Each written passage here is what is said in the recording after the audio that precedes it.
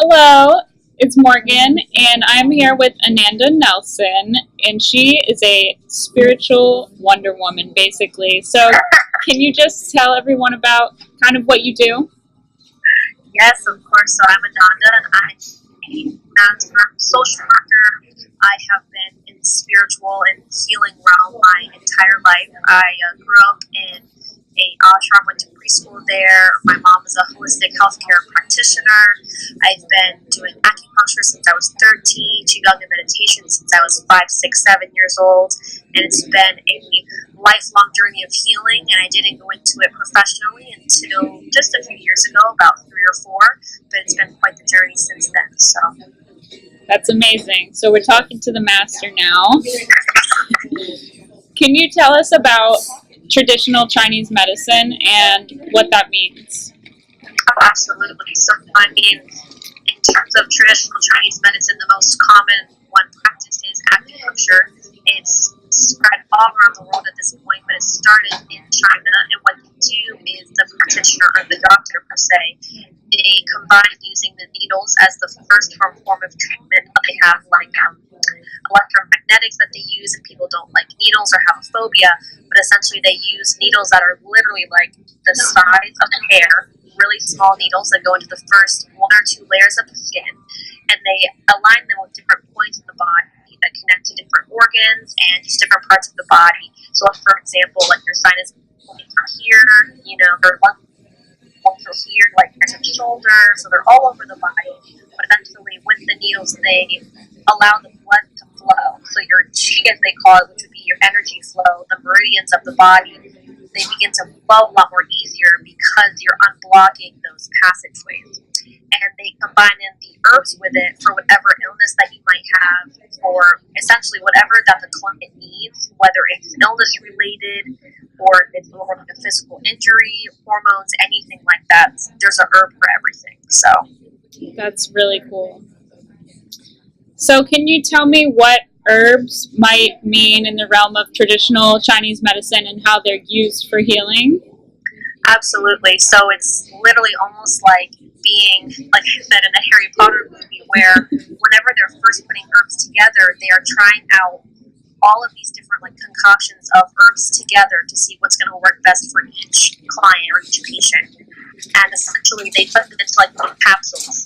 And what's different about herbs than traditional like antibiotics is you have to take more of them at a certain time. So you would take, for example, like 3 capsules 3 times a day, because when you're really putting it into your body, as the herbs are of the earth, they're working with your body's natural chemicals and all of the natural pieces of your functioning to allow your healing to begin. It takes a little bit longer, but the healing in itself with herbs, like there's literally an herb for everything. They are usually like organic and like freshly picked from wherever in the world that they come from. But the goal of the herbs is that it naturally works with the body and it doesn't do any harm or leave any kind of negative side effects. Okay. So So, to a person that uses these herbs and traditional, I guess, remedies, you can see how important it is that they have this as part of their treatment. How important is that? Like, if a person who uses the herbs is admitted to the hospital, and if the nurse isn't taking or the doctor isn't taking this seriously, how detrimental could that be? I mean, essentially, I feel like because if they are taking their herbs for, like, if their body's built upon those herbs, their body can last for a while without it. But as time would go on and it would start to deteriorate away, like your symptoms of whatever that you have would easily come back, just depending on how severe your condition is. But if you were to replace the herbs with any kind of other like westernized medicine or anything that isn't natural, your body might have a really bad reaction to it because it was so used to being in harmony with the herbs. So it might Wow. cause some of the other side effects that people have. Wow. That's huge. Yeah. Is there anything else you want to add about any other importance of another practice of Chinese medicine? Anything that would be very beneficial to somebody living in Eastern countries? Well, I mean, essentially that it's just all about being in harmony with the mind, the body, and the spirit, and it's really all one one system. So when you're taking care of the body, naturally the mind as well as the heart and the soul can as well be in harmony together. So it's all about taking care of each of those pieces, but knowing that they almost all like start in the same place, and it all comes from self-care. But some of the things that do show up in the body can be emotionally manifested. So it's important that we take care of our emotional and mental well-being just as much as our physical well-being, because it's all a harmony of one.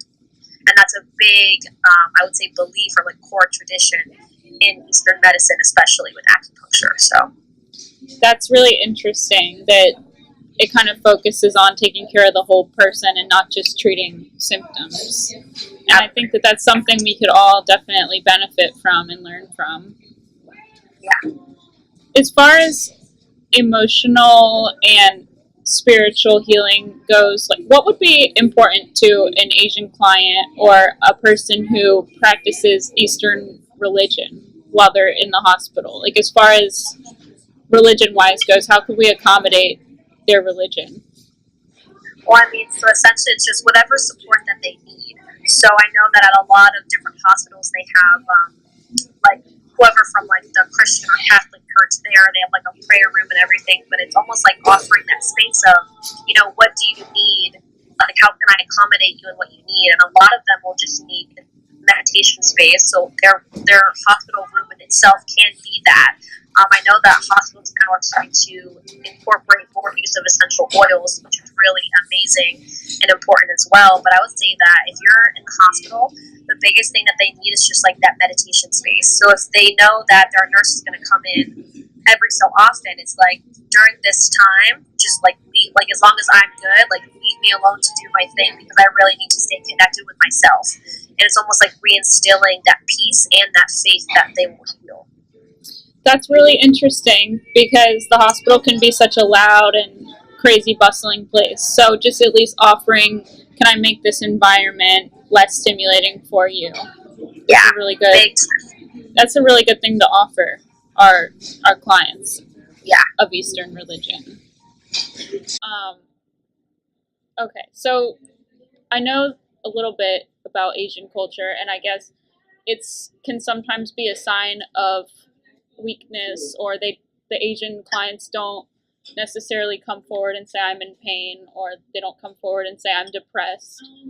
What can we do better to address any mental health or physical ailments? I mean, so of course, like I know, like being a social worker, like the biggest thing is almost like that you can't like out someone if they're feeling this in this type of way. But the best way to accommodate that is just to make them feel as safe as you possibly can, because if they feel safe enough to say something, they will. But a lot of them have a lot of pride, and they don't want to like almost like let anyone down or show that weakness. But it's almost allowing them that space that being weak is okay, and it's like almost like shifting their interpretation of what weak means, because they don't want to reach out for that support. You know, they want to be strong, but it's like allowing them the way to know that like you don't have to be okay all the time, and like while you're here, you know, it's okay to let us take care of you. And even if they hear it and they may not receive it, it just takes time for them to process that. But some of them can be super stubborn, so it's just opening the space for them to know that they're safe to be like whatever they need to be, or release whatever they want to, you know. Reaching into the realm and just kind of helping them find comfort. Yeah, and just like letting them know that like it's okay, be however you feel. Like you don't have to be anybody while you're here, you know. Like there's no like there's no expectations you need to meet. Like just be here and let us take care of you. Well, thank you so much. I really appreciate you talking with us and shedding light on what it means to practice traditional Chinese medicine and how we can help our clients better enjoy and heal themselves.